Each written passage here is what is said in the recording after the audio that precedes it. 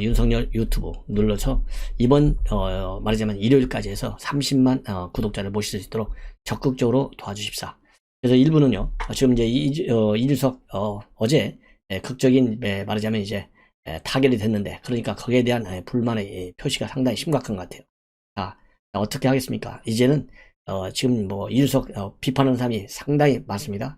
그리고 또 한번 이런 분란을 일으킬 가능성을 배제할 수 없다. 우려도 상당히 많아요. 그래서 왜 이렇게 이준석이는 또 튀어나갈 가능성이 큰 것인가? 이 분란의 조짐이 벌어질 수 있는 이해관계, 큰 이슈들은 뭐가 있는지도 한번 여러분께 짚어드리도록 하겠습니다. 이러는 가운데 지금 윤석열 후보가 말이죠, 홍준표 의원에게 전화를 해서 내주 중에 만나겠다라고 하는 사실이 이제 보도가 나오고 있는데, 그 경위 그리고 과연 어떤 효과가 있을지 한번 짚어보도록 하고요. 또 이 조경태 홍준표 캠프에서 선대위원장을 했죠. 이 조경태 의원을 직능총괄본부장으로 전격 발령을 냈습니다.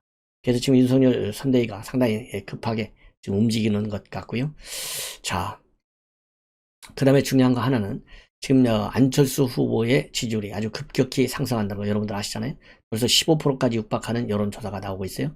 자, 이렇게 되다 보니까 과연 이제 안철수 후보의 단일화 문제가 초미의 관심사로 부각되고 있어요.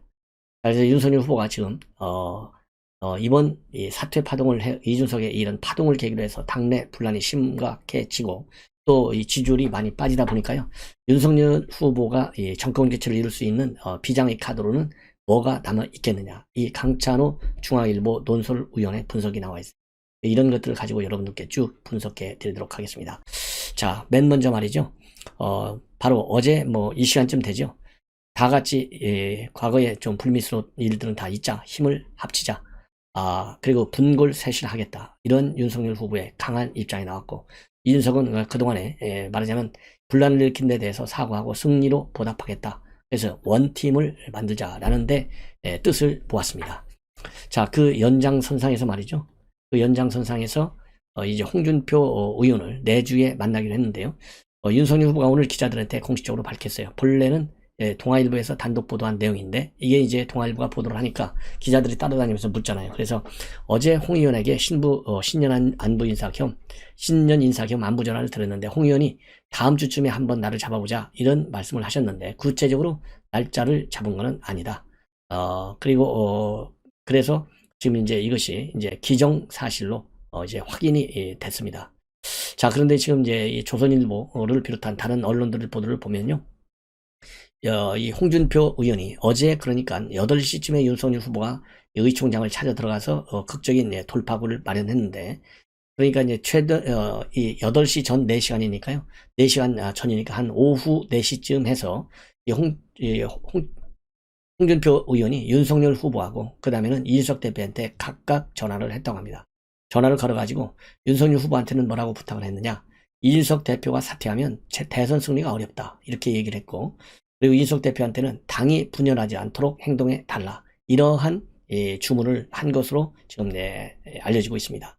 자, 그래서 이러한 것들이 말하자면 주요해서 윤석열 후보가 말하자면 의총장에 뛰어 들어가서 이제 극적인 돌파구를 마련했다, 이런 이제 해석이 되는 것입니다.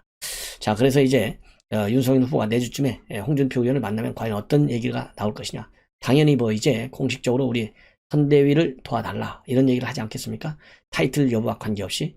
그리고 또 이제 남아있는 사람이 바로 유승민 의원인데요, 이 유승민과 이 홍준표 지금 뭐라고 그럴까요, 선대위 합류 말하자면 돛자락을 깔기 위해서 하고 있는 것 중에 하나가 바로 이 두 의원과 두 분, 이 홍준표와 유승민 두 분하고 가까운 사람들을 갖다가 선대위에 많이 포진시키고 있고, 그 연장선상에서 직능본부장에 오선의 조경태 의원 그리고 재선의 이미자 의원을 임명했어요.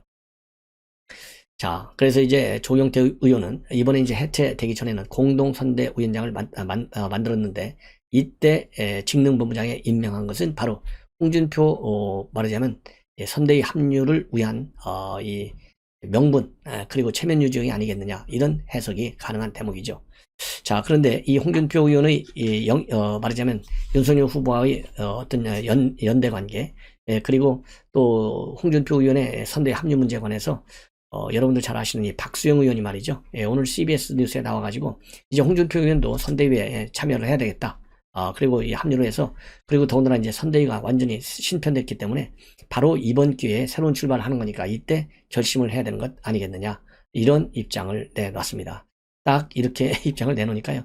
홍준표 의원이 뭐라고 얘기했냐면, 그러면서 이제 홍준표, 유승민 참여하는 것들은 결국 이제 뭐 시간 문제가 아니겠느냐, 이런 입장을 박수영 의원이 CBS 라디오에 나와서 얘기를 했어요. 이걸 가지고, 즉 선대위 합류가 시간 문제다, 이렇게 언급한 것을 가지고 홍준표 의원이 참 방자하다 이러면서 이 불쾌감을 말하자면 표명을 하고 이미 윤석열 후보를 돕고 있다, 이렇게 발표를 했어요. 청문 홍답권이죠. 그래서 나는 이미 윤석열을 뒤에서 돕고 있고 아무런 내용도 모르는 사람이 함부로 말하지 말라, 이러한 이 경고의 메시지를 냈습니다. 자, 그래서 제가 보기에는요, 이 홍준표, 지금 이제 홍준표 의원이 이제 공식적으로 선대위, 물론 지금 현재도 대구 이 선대위에서요 고문을 맡고 있어요. 그러니까 뭐 합류했다고 일단 볼 수 있죠. 예, 공식적으로는. 그런데 이제 실제적으로 활동을 하는 걸 보면 아직까지는 윤석열 후보와 그리고 이재명을 모두 비판하는 그런 선상에 지금 올려놓고 있어요. 그렇기 때문에 이제 어떤 메시지를, 즉 윤석열 후보를 공식적으로 도와주는 메시지는 아직까지 안 나왔어요. 자, 그렇기 때문에 이제는 새로운 환경이 조성됐는데 그 새로운 환경 중에 홍준표 의원한테 딱 맞는 것은 뭐냐? 김종인 위원장이 지금 나가 떨어지는 거예요. 아웃된 거. 왜냐하면 김종인 위원장하고 홍준표는 뭐 상극이잖아요. 구속시킨 사람이 홍준표니까 이거 뭐 철천지 원수 관계죠. 그리고 실제로 경선 관계, 경선 이전, 그리고 비대위원장 할 때부터 이 비대위원장 할 때 이 홍준표 의원의 말하자면 복당을 강력히 반대해가지고 떠나자마자 홍준표 의원이 복당했지 않습니까? 그 이러한 악연이 있기 때문에 일단 김종인 위원장이 밖으로 나간 것은 홍준표 의원의 말하자면 선대위 참여에는 긍정적 신호가 되지 않겠느냐, 이런 판단이 될 수 있는 것 같습니다. 근데 이제 문제는 뭐냐?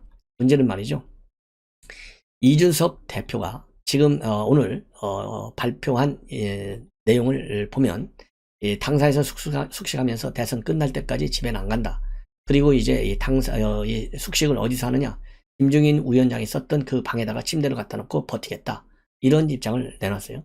뭐 참고적으로 여러분들 아시다시피 2012년도에 김무성 당시 대표가 이 박근혜 전 대통령에 대한 여론이 그렇게 크게 좋지 않으니까 김무성 의원이 총괄선대 본부장을 맡으면서 야전 침대에서 먹고 자고 하면서 말하자면 24시간 비상체제로 운영하면서 승리로 이끈 바 있어요.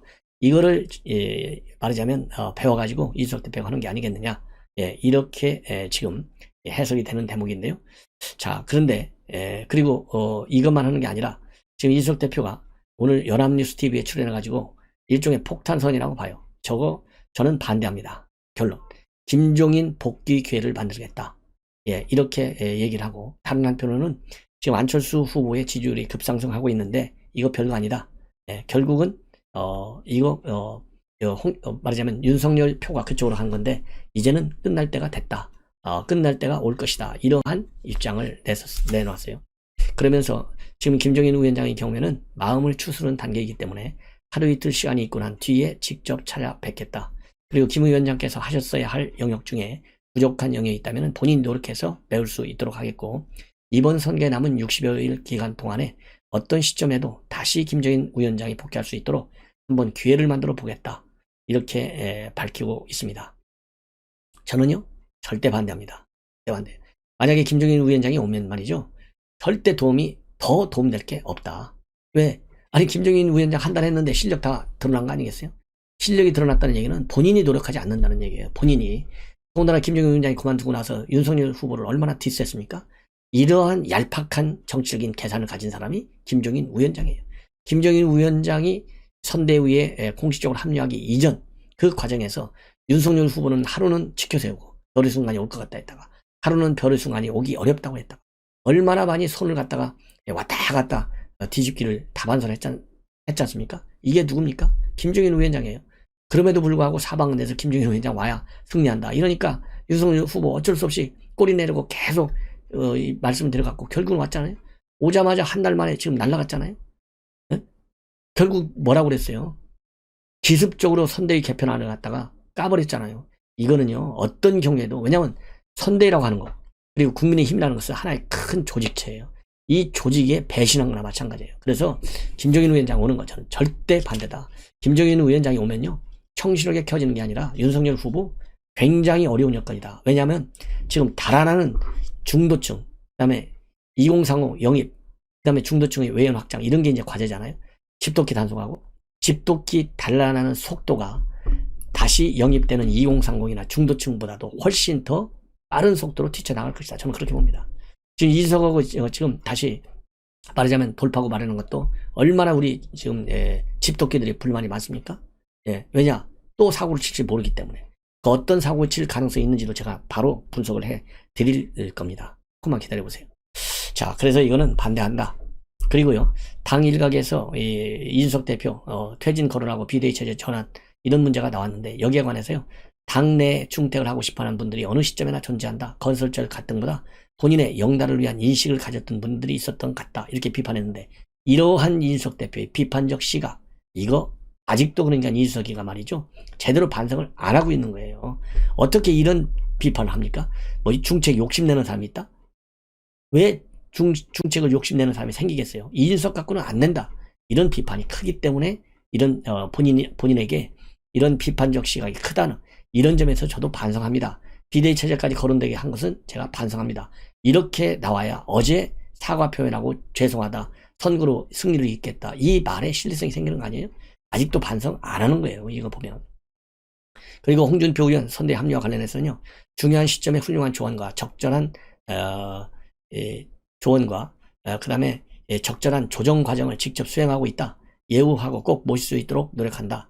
그리고 유승민, 제가 할 수 있는 역할을 다 하겠다. 큰 정치인을 모실 땐 큰 결단이 있어야 하는 것처럼 그 역할은 후보가 물꼬터야 한다. 이것도요, 이것도 본인이 하겠다 했으면 제가 끝까지 반드시 모셔오겠습니다. 이렇게 해야지. 또 슬그머니 빠져요. 후보한테 또 밀어, 책임을. 그리고 안철수 후보의 지지율, 일시적 지지율 상승이 앞으로 지속된다고 보기 어렵다. 이렇게 평가절하하고 있어요. 그리고 단일화 안 후보 측에서 굉장히 몸이 단 것으로 안다.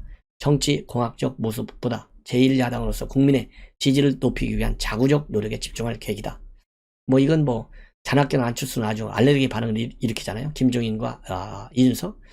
야, 이게 정치 교체보다 더 어려운, 정권 교체보다 더 중요한 목표가 없다는 점을 이준석 대표는 망각하면 아니 되옵니다. 그리고요, 이재명 후보 탈모 관련 공약과 관련한 생활 밀착형 공약을 유튜브를 통해서 금명간 공개할 계획이다. 이렇게 지금 밝히면서 훨씬 더 생활 밀착형이고 국민의 울림을 주는 공약이 될 것이다. 그래서 제가 윤석열 유튜브 많이 실제로도 봐주시고 구독자를 30만까지 빨리 늘려주십사 당부를 드리는 거예요.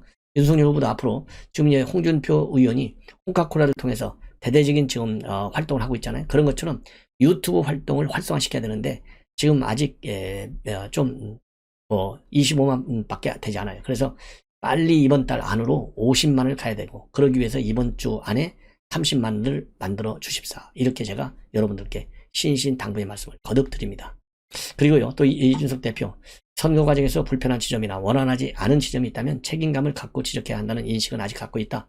당 대표로서 당의 선거 활동에 어떤 문제가 있으면 그에 대한 상당한 책임을 져야 하는 위치이기 때문에 그만큼 지적도 할 수 있다. 개편된 선대위와 관련해서는요, 여러 결정이 과거보다 신속하게 이루어지는 상황이고 굉장히 성공적이다.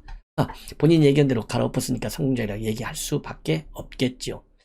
자, 그럼 참고적으로 여러분들 아시다시피 지금 국민들, 우리 시청자 여러분들께서도 굉장히 걱정이 많아요. 이준석이 분탕칠 우려가 크다는 것이죠.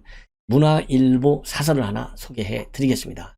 여기에서도 말이죠, 이 내관, 이 이준석 내관이 완전히 까끌하게 거쳐진 것이 아니다. 상당히 어리둥절하고 할 수밖에 없다. 왜 그러면 이준석이가 이렇게 갑자기 꼬리를 내렸느냐? 이것은 바로 싸늘한 여론, 그리고 당내 분위기에 따른 전술적 선택일 가능성이 크다는 겁니다. 왜냐하면 의총에서 사퇴 결의안이 채택이 되면 정치적 사망 선고를 받는 거나 마찬가지이기 때문에 반성과 사과, 신용을 한 것으로 보인다.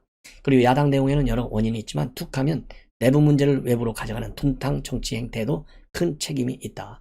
586 세대의 정치 카르텔을 깰 세대 혁명을 기대했던 국민과 청년 세대의 아이콘으로 성장해서 정권 교체에 기여할 것을 희망했던 보수 세력에 실망만 안겨줬다. 이렇게 강력히 비판하고 있어요. 자, 안철수 후보가 말이죠. 요즘 바로 어제 발표된 갤럽 여론조사에서 15%까지나 지금 올라왔어요. 자, 그러다 보니까 이제 곧 20%까지 올라갈 것 아니냐 이런 기대가 나오고 있고, 또 안철수 후보 측에서도 설대 3강 체제를 구축하겠다 이렇게 해서요. 지금 현재 이 단일화 카드가 노골적으로 지금 거론되고 있는데, 국민의힘 내부에서는 우선 이준석 대표가 철저히 반대를 하고 있는 상황이죠. 그렇기 때문에 이제 국민의힘 내부에서도 이걸 가지고 또 윤석열 후보와 이준석 간에 또 갈등이 일어나는 것이 아니냐 이런 우려가 지금 나오고 있습니다. 이렇게 해서 지금 현재 안철수 후보 호감도가 높아지고 있고요. 그 다음에 도덕성에서 다른 어느 후보가 따라올 수 없을 정도로 높은 평가를 받고 있어요. 그래서 지금 현재 지지 여론이 굉장히 급속히 상승하고 있는데, 이러한 가운데 이 안철수 후보가요, 날짜상으로 이제 어제부터죠, 7일, 8일, 9일간 스윙 보트 지역이다 이렇게 알려져 있는 충청도를 전격적으로 방문하고 있습니다. 그래서 어제는 천안을 방문했고, 그리고 이제 8일, 9일 이틀 지역은요, 충남 나머지 지역하고, 그 다음에 충남 아산, 그 다음에 9일에는 청주 이렇게 방문할 예정으로 있습니다. 그래서 지역 방문 일정은요, 지난 12월에 TK 지역, 그 다음에 이제 PK 지역을 3박 4일씩 방문한 이후로 처음 중원 표밭을 지금 이제 누비고 다니고 있어요. 이 행보에는 이 김미경 부인 김미경 교수가 동행하고 있는데, 어제 천안에서 말이죠, 기자들한테 요즘 이렇게 지지율 올라오는 것과 관련해서는 일희일비하지 않는다. 지금 대한민국이 처해 있는 환경이 얼마나 급박하냐, 시대 정신은 무엇인가 정확하게 국민께 알려드리고, 또 국민적 공감대를 형성해서 나라를 구하자는 생각밖에 없다. 아주 겸손 모드로 가고 있어요. 자, 그리고 또 이제 어제 오후에 위안부 피해 할머니 묘역을 참배했어요. 망하이 동산에 있는. 여기에서는 천안에 있는 단국대 의대가 안철수 교수의 첫 번째 직장이었다고 합니다. 그 인연을 강조하면서 충남은 21세기 대한민국을 위해 필요한 인프라, 좋은 여건을 가지고 있는 곳이다. 대전이 과학 수도가 돼야 하는데 어떻게 하면 가능할지 말씀을 드리겠다, 이런 입장을 밝혔고, 그리고 천안중앙시장 천안터미널에서 또 이 청년 토크 콘서트도 했습니다. 그래서 이제 날이 되면 아산도 가고, 9일날은 일요일날은 청주를 방문할 예정으로 그렇게 있습니다. 그래서 최근 이제 안철수 후보가 뜨니까 말이죠, 지지를 선언한 단체들이 계속 나오고 있어요. 그래서 지난 4일에는 4차 산업, 메타버스, 대체 불가 토큰 관련 단체, 그리고 소상공인 지원 시민단체 33곳이 지지를 선언했습니다. 그리고 또 대한 울트라 마라톤 연맹 회원들도 지지를 선언했고요. 왜냐하면 여러분들 아시다시피 안철수 후보 마라톤 광으로 또 유명합니다. 그래서 2020년 총선 선거 운동으로 400km 국도 종주를 할 정도로 이 마라톤 선수예요. 자, 그래서 지금 이제 지지가 굉장히 높아지고 있으니까 안철수 후보는 말이죠, 이렇게 지지율이 높아지는 데 대해서 굉장히 한편으로는 부럽다, 경계하고 또 경계한다, 그래서 큰 책임을 느낀다, 이런 입장을 밝히면서 교만하면 국민들이 금방 내 눈치채고 민심의 거센 파도 앞에 정치는 한낱 작은 돛담배에 불과할 뿐이다. 그러면서 보다 더 국민 속으로 파고 들어가고, 그래서 국민의 삶을 직시하고 또 제발 정치를 잘해달라는 이런 말씀 경청하겠다, 이런 입장을 밝히고요. 그리고 여의도 정글에서 강자들이 펼치는 힘의 논리가 우리 정치를 지배해왔는데, 다윗이 골리앗을 이길 수 있다는 희망이 필요하고, 국민적으로 여러분의 조력으로 한국 정치를 송두리째 뒤집어 달라, 이렇게 해서요, 이 기득권 정치 완전히 무너뜨리자, 이렇게 호소를 하고 있습니다. 자, 그 다음에는요, 이 노영민 전 청와대 비서실장이죠. 노영민 비서실장이 최근에 바로 어제죠, 중앙일보 인터뷰에서 뭐라고 했냐면, 박근혜 대통령이 2019년도 9월에 어깨 수술을 받았는데 그때 정치권에서 석방론이 일었다는 것이죠.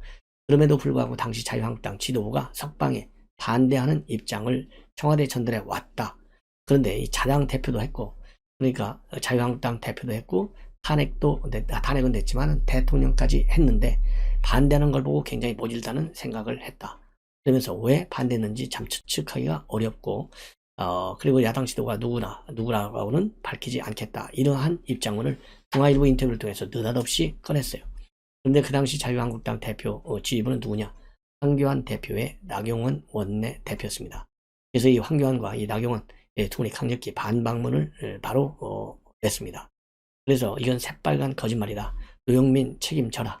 예, 그리고 이런 재벌릇을 말하자면 이거는 이러한 돌출 발언은 국가적 대사인 대선을 앞두고 또 다른 정치 공작을 획책하는 것으로서 국민을 갈라치게 하는 이관계의 전형이다. 재벌을 버리지 못하는 민주당의 민낯을 적나라하게 보여준 것이고 문재인 대통령의 복심인 노영민의 거짓말에 문재인 대통령도 같은 생각이지 밝혀라. 이렇게 강력한 입장문을 황교안 대표가 밝혔어요. 그러면서 2019년도 7월 18일에 청와대 5당 대표 초청 간담회가 있었는데 그 직후에 별도로 문 대통령한테 박근혜 대통령의 석방을 요청했다. 그래서 그 당시에 이 문 대통령과 창가에서 얘기를 나누는 사진이 공개됐고 나중에 청와대에서 그 내용에 대한 이야기가 나와서 확인해주고 기사화된 바도 있다. 예.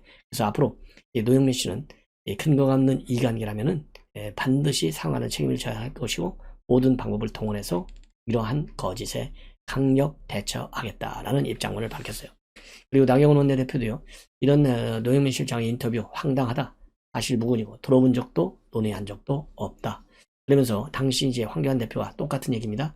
2019년 7월에 문재인 대통령한테 석방을 요청한 것이 당시 우리 당 지도부의 일관된 입장이었는데 이 반대가 사실이라면 반드시 누구인지 밝혀라. 그리고 만약 허위로 꾸며낸 얘기를 하면은 아주 위험한 정치 공작이고 거짓 선동인데 법적 도덕적 책임으로부터 결코 자유롭지 못할 것이다. 이러한 강한 반박문을 내놓고 있습니다. 자, 그런데요, 이 유시민 씨가 또 노무현재단 이사장을 최근에 이제 관뒀죠. 이 특별 사면된 박근혜 전 대통령에 대해서 말하자면 이렇게 옥고를 치는 거 이거는 대통령이 된 게 죄다. 고의로 나쁜 짓 한 건 아니다. 이러한 입장을 바로 지난 6일날 열린 공감 TV죠. 이 열린 공감 TV가 바로 어떤 TV입니까? 김건희 씨의 이 비리를 계속해서 허위 사실을 유포하는 TV가 바로 열린 공감 TV예요. 이 대담에서 밝힌 내용인데요. 말하자면 대통령이 되고 나서 그 직을 이용해 내가 뭔가 나쁜 짓을 해야 되겠다라고 마음을 먹고 한 것은 아니다. 그분은 대통령이 된 것이 잘못이었다. 그 대통령을 만든 게 언론이었다는 것이죠. 그러면서 형광등 100개의 아우라로부터 시작해서 어휘를 몇 개 사용하지 못하고 짧은 단문밖에 구사하지 못하는 베이비 토크를 갖다가 간결 화법이라고 칭찬까지 했다라고 이 언론 보도를 비판하고 있어요. 그러면서 박근혜 대통령을 만든 것은 차라리 언론, 특히 보수 언론이고 결국 국정 수행 능력이 전적으로 전이된 분이었는데 옛날 왕으로 치면 혼군, 즉 사리 분별을 못하는 왕이다. 이렇게 폄하하고 있습니다. 그러면서 2012년도까지만 하더라도요. 이 레거시 미디어 언론이 힘을 썼지만 요즘은 전혀 안 통하고 뉴 미디어가 더 압도한다. 이렇게 밝히면서 이 뉴 미디어의 힘이 레거시 미디어를 압도하고 있는 것은 아니지만 레거시 미디어 운영자들이 묵시적 공동 행동으로 특정 후보를 띄워도 그것을 중화시킬 수 있을 정도의 미디어 생태계가 만들어졌다고 본다. 그러면서 레거시 미디어 즉 유력 전통 언론을 얘기하는 거예요. 여전히 중요한 큰 역할을 하고 있지만 압도적 위력은 없다. 영향의 크기는 지속적으로 줄어들고 있다. 이러한 입장문을 밝혔습니다. 자, 이번에는요, 이 정청래 관련 사항인데, 이 정청래 의원과 관련해서 불교계에서는요, 대대적으로 반발 분위기를 지속적으로 표명하고 있어요. 무슨 얘기냐? 정청래 의원이 국립공원에 이제 사찰들 있잖아요. 근데 거기 통행료를 그 관람료를 내는데 그게 문화재 관람료예요. 이 문화재 관람료를 갖다가 통행세다 이렇게 이 봉이 김선달에 비유하면서 지칭해가지고 불교계 퇴출 요구가 지금 거세게 일어나고 있습니다. 자, 그래서 지금 민주당에서는요, 송영길이도 그리고 이재명이도 여러 차례에 걸쳐서 사과하고 재발 방지를 약속했지만은 결국은 이 불교계의 불만 줄어들지 않고 있어요. 그래서 결국은 유영민 비서실장, 그 다음에 이철희 정부수석까지 최근에 불교계를 방문해서 성난 불심을 좀 누그러뜨리고 하고 있는데 절대 가라앉지 않고 있습니다. 그래서 지난 6일에도요, 유영민, 그 다음에 이철희, 방정균 시민사회 수석이 조계종 총무원장인 원행스님을 비공개로 예방을 했어요. 그런데 이 원행스님, 비서실장이 움직인 것은 이례적인 일이다. 하지만 특별한 안을 갖고 오지 않았다. 정청래 의원을 탈당시키든가 출당시켜라. 이러한 입장을 분명히 밝혔습니다. 자, 그리고요, 이제 21일, 이달 21일인데 전국 승려대회가 열려요. 그래서 문재인 정부의 종교 편향 강력히 규탄할 예정으로 있습니다. 제가 보기에요, 왜 그렇게 청와대 비서실장까지 뛸까요? 지금 이 불심이 만약에 뒤집혀지면 이번 대선 날아갑니다. 이러한 위기의식 때문에 용서해달라 비는 것이지 진정성은 전혀 없다. 이것이 저의 판단입니다. 만약에 진정성을 보이려면요, 정청래 이 불교계에서 요청하는 대로 탈당 또는 제명 조치를 좀 하라. 이러한 불교계의 탈당 또는 출당, 이 불교계의 요청을 수용하는 길밖에 없다라고 저는 판단이 됩니다. 자, 왜냐면 이럴 때요, 이 정청래 막말해가지고 한번 국회의원 못 해먹었잖아요. 아직도 정신을 못 차리고 있어. 그래서 이 정청래 이런 사람은요, 이런 기회에 제가하는 길이 맞다, 이런 생각이 들어요. 이번에는요, 이 공수처 그야말로 이 전방위적인 통신 사찰이 벌어지고 있는데, 심지어는요, 정용진 신세계 부회장도 이 검찰에 통신 사찰을 당했다, 이렇게 인스타그램을 통해서 밝히고 있어요. 그러면서 이 정용진 신세계 부회장 얘기는요, 진행 중인 재판도 없고 또 형의 집행도 없고 또 수사 중인 사건도 없는데 도대체 이게 이유가 뭔지 알 수 없다, 이렇게 지금 밝히고 있는데, 자, 그렇다고 한다면 이 관련 법에 따르면요, 이 국가안전보장에 대한 위해를 방지하기 위한 목적으로 문서를 요청하는 경우에 통신 조회가 가능하게 돼 있어요. 그래서 그러면 안전보장에 대한 위해를 방지하기 위해서 내 통신 내역을 털었다는 얘기냐, 강하게 불만을 제기하고 있는데, 이 통신 이 조회는요, 2021년 6월 9일자 그리고 이 인천지검은 11월 8일에 이 두 번에 걸쳐서 조회를 한 것으로 그렇게 되어 있습니다. 자, 그래서 여권 지지자들은 이 정영진 부회장이 사실상 문 대통령을 조롱하라고 하기 때문에 이렇게 통신 조회를 한 것이 아니냐.